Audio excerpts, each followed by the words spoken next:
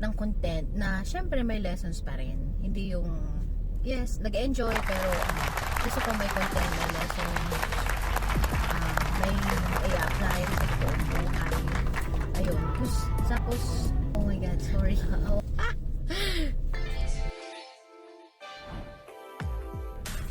Hello everyone!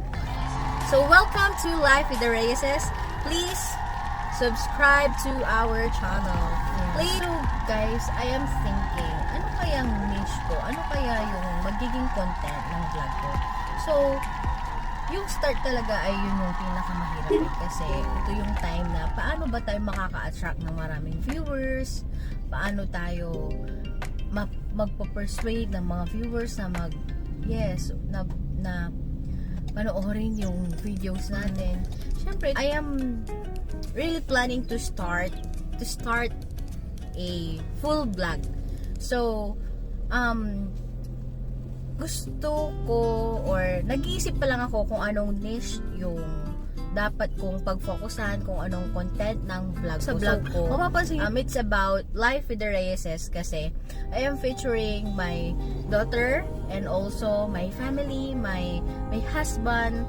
It's all about family. It's all about our travel experiences which I about to upload yung our Sagada experiences. So, since nag-iisip ako kung anong content ng vlog namin, mahilig din po kasi ako sa makeup. Kasama ko yung best friend ko. So, siguro magkakaroon ng collaboration sa mga makeup tutorials. So speechless ako kasi first time kong mag-vlog. So, sana maging okay itong vlogging. Nagustuhan ko kasi di natin naman maikakaila. Ito na yung talagang trend ngayon. And for us to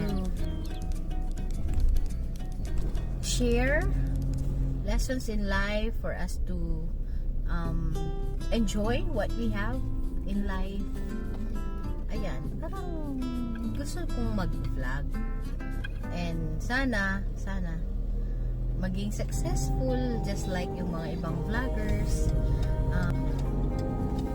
It's their habit na to watch more videos, to laugh, to be inspired, to learn something.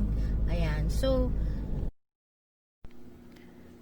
guys, this is my first time to vlog. So pasensya na po kayo kasi first time ko. Please give me more tips on how to improve my channel. Maraming salamat po. God bless po. Thank you.